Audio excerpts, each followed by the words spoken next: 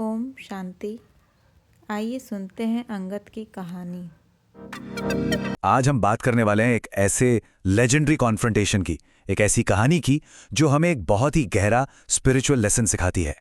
एक पैर, एक पूरा साम्राज्य और एक ऐसा संकल्प जिसे कोई तोड़ नहीं पाया।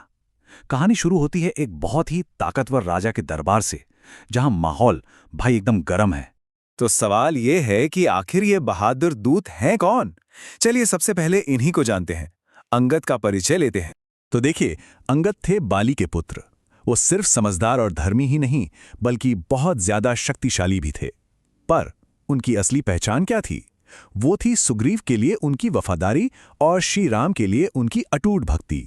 और सच कहें तो यही वो क्वालिटीज थी जिन्होंने उन्हें इस खतरनाक मिशन के लिए परफेक्ट चॉइस बनाया। चलिए अब कहानी के उस हिस्से में चलते हैं जहां असली टकराव होना है, यानी रावण की भव्य लेकिन टेंशन से भरी सभा में।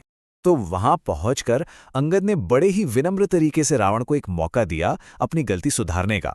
उन्होंने साफ साफ कहा कि सीता का अपहरण करके तुमने बहुत बड़ा पाप किया है। बेहतर यही है कि अपना गुनाह मान लो, सीता जी को लौटा दो और श्री राम की शरण में आ जाओ। लेकिन इतनी विनम्रता का जवाब मिला प्योर एरोगेंस से। घमंडी रावण ने क्या कहा? उसने धमकी दी, अरे मैं तुझे एक पल में यहां से उठाकर फेंक दूंगा। बस यहीं से बात बिगड़ गई। अब ये सिर्फ बातों की लड़ाई नहीं रहने वाली थी, ये एक बहुत बड़ी चुनौती बनने वाली थी। तो चलिए अब उस सीन पर चलते हैं जहां ये टकराव एक फिजिकल चैलेंज से बढ़कर एक स्पिरिचुअल चैलेंज बन जाता है। रावण की इस धमकी के जवाब में अंगद ने जो किया वो किसी ने सोचा भी नहीं था। उन्होंने एक चैलेंज दे दिया। कहा, अगर तुम्हें अपनी ताकत दिखानी ही है ना, तो बस मेरा ये एक पैर, इसे हिलाकर दिखा दो। और इसके बाद जो हुआ वो सच में देखने लायक था।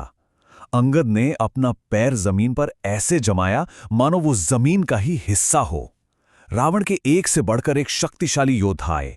सबने अपनी पूरी जान लगा दी, लेकिन कोई भी उस पैर को इंच भर भी नहीं हिला सका। Total failure. जब सारे के सारे योद्धा फेल हो गए तो वो अहंकारी रावण वो खुद आगे बढ़ा अंगद का पैर पकड़ने के लिए, और बस उसी पल अंगद ने वो बात कही जो इस पूरी कहानी का निचोड़ है।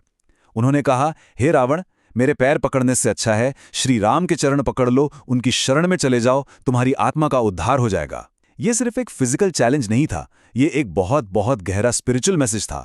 तो सवाल ये उठता है कि अंगद के इस अनशेकेबल रिजॉल्व के पीछे का सीक्रेट क्या था? चलिए अब इसके गहरे मतलब को समझते हैं। इस पूरी कहानी का जो कोर आइडिया है वो इस मंत्र में छिपा है, निश्चय बुद्धि विजयंती। मतलब ये कि जिनका रिजॉल्व, जिनका निश्चय अटूट होता है, जीत हमेशा उन्हीं की होती है। अंगद की जीत फिजिकल स्ट्रेंथ की नहीं थी, ये जीत थी उनके माइंड और स्पिरिट के फर्म रिजॉल्व की। तो फिर ये शक्ति आई कहां से? देखिए, अंगद की जो अटूट भक्ति थी, उनका जो पूरा का पूरा विश्वास था, वो श्री राम पर टिका हुआ था। उनका फोकस, उनका ध्यान पूरी तरह से एक जगह पर फिक्स था, और बस इसी वजह से उन्हें कोई हिला नहीं पाया। अब यहां एक बहुत ही इंटरेस्टिंग मेटाफर है, एक प्रतीक। जरा सोचिए, अंगद का वो मजबूत पैर, वो सिंबल है हमारी अपनी फर्म इंटेलेक्ट का, हमारी निश्चय बुद्धि का। और रावण के वो योद्धा जो उसे हिलाने की कोशिश कर रहे हैं, वो है माया, दुनिया के वो सारे डिस्ट्रैक्शंस, वो भ्रम जो हमारे मन को भटकाने की, हमें डिस्टेबलाइज करने की कोशिश करते रहते हैं। तो टेक अवे क्या है? टेक अवे ये है कि एक मन जो अपने रिजॉल्व पर टिका हुआ है, जो एकदम स्थिर है, उसे दुनिया की माया, दुनिया के भ्रम कोई नुकसान नहीं पहुंचा सकते। ये सदियों पुरानी कहानी आज भी हमें एक बहुत जरूरी सवाल के सामने लाकर खड़ा कर देती है।